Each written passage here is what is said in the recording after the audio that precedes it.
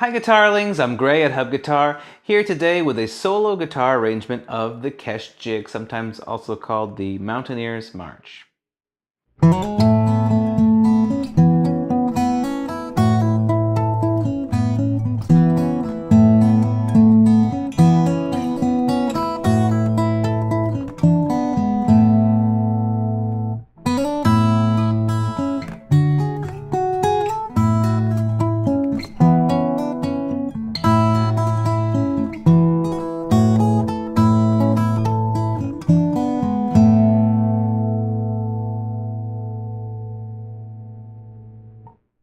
Alright, so a few things to start. This is an open tuning, so I've got my guitar strings tuned to C, G, D, G, A, D. That's without the capo. I did put a capo on the second fret, but that's optional. So to get to the C-gad tuning, you're going to drop your second string to A, and you can do that by matching it to your A string. Then you're going to drop your first string to D, and you can do that by matching your D string. Then you've got to get these two sorted away. So your fifth string, you can actually, now that you've used it to tune the second string, you can match it to your third string because it's going down to G. The last one, there's no pitch reference unless you find a C. So I just think G, A, B, C, and that should be an octave above this. Of course, you can also use a tuner. Now, in this tuning, you'll find that things get a little bit slippery because the E string really isn't designed to be tuned that low down. So it kind of messes up the intonation on most guitars, and you can get around that just by trying to be really careful and checking with a digital tuner, and really especially trying not to pull that big string away from where it's supposed to be, because the more you detune the strings, the easier it is to mess up the pitch as you play.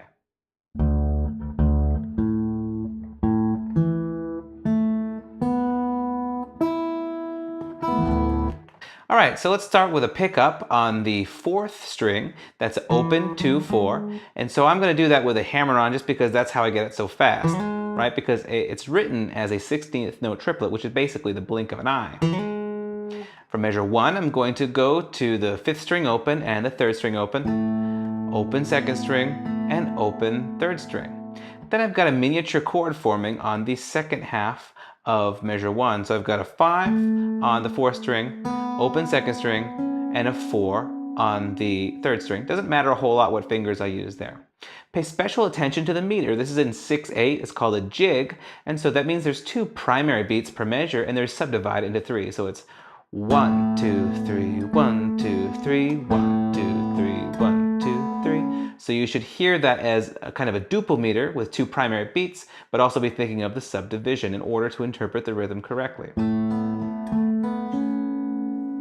For measure 2, I'm going to bring my index finger down to the second fret of the third string. And I'm probably going to do a little bar, just use that one finger to get the second frets of the third and second strings. Lifting that up for the first note of beat 2, the open string, and coming back down to the second fret and open.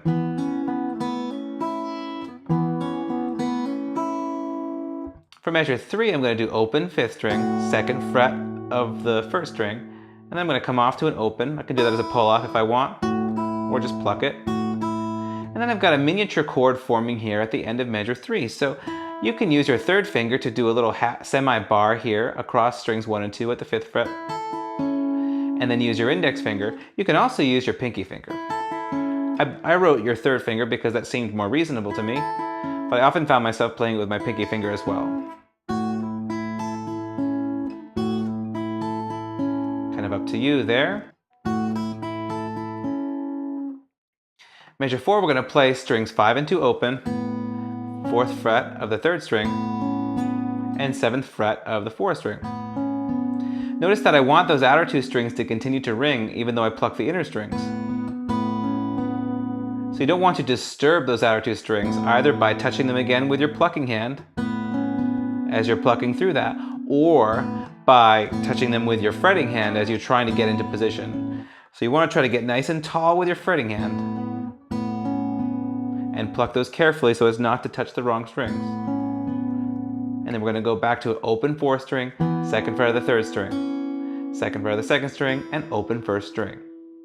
So now I'm at measure 5, which is just a repeat of measure 1. Measure 6 is a little bit different. I've got my 2nd and 4th strings open, 4th fret of the 3rd string in between, and repeat the open string.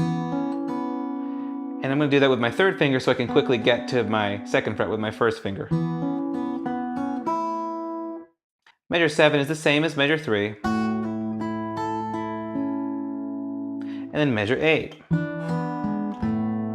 So for the chord shape of measure 8, I'm going to put my middle finger on the 5th fret of the 3rd string and my pinky finger on the 7th fret of the 5th string. Pluck those two, followed by an open 2nd string, and then get my index finger in between onto the 4th fret of the 4th string. And then once I've done that, I lift up and open it to back to my tonic chord, my G chord.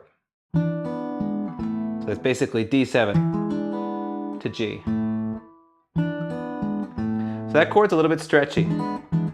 If you're having trouble with that, just do some chord push-ups, play the chord, lift it up, and come back. Do that a bunch of times, and it will start to feel second nature in no time. So let's hear that all together.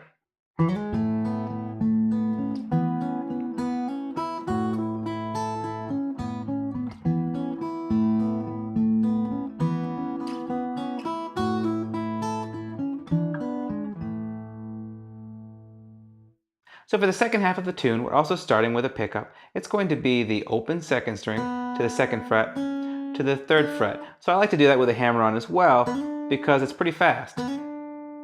Like that.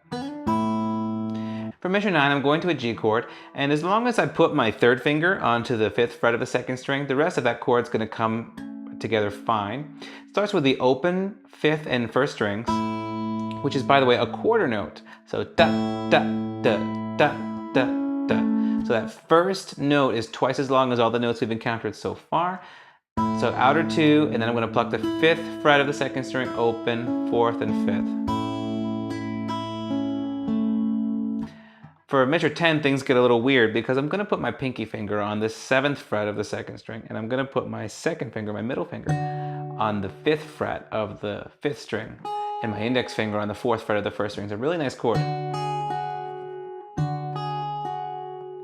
So I'm going to pluck 5 and 7, then I'm going to pluck the 1st string and pluck that 7 again.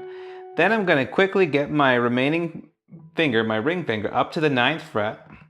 And notice that my pinky sort of just comes along for the ride.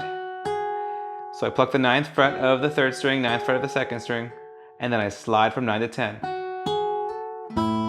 And then for measure 11, I put my 3rd finger on the 7th fret of the 2nd string, play the open 1st string, and I'm going to slide my 3rd finger down to the 5th fret to get back to that G chord. So I've got my 3rd finger, 1st finger, and 2nd finger on the G chord.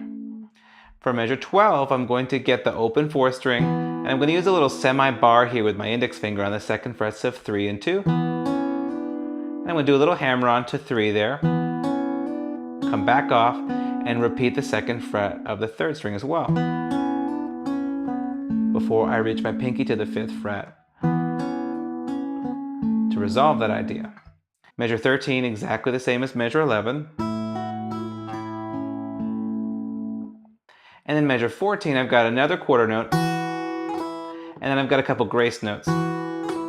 So grace notes on the guitar would quite often be played as a hammer-on, pull-off, slide, or something like that, because that's how we can get the notes to come off so fast. So I'm going to hold that 2nd fret note for a while, and then I'm going to execute that slur. So I'm going to hammer to 4, pull to 2, and pull to open, but all kind of in an instant. Then I'm going to go to the 2nd beat of measure 14, pluck the open 5th string in the 2nd fret, hammer to the 4th, and slide to the 5th. Measure 15 is pretty familiar material to us. And measure 16, the last measure, is also similar to what we've encountered. It's a D7 and a G, like that. So let's hear the second half all together.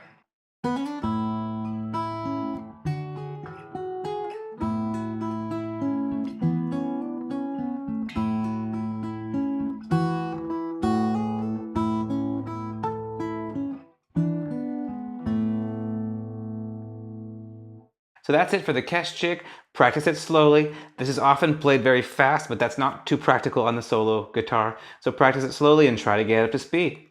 I hope you enjoyed this lesson, and thanks so much for watching.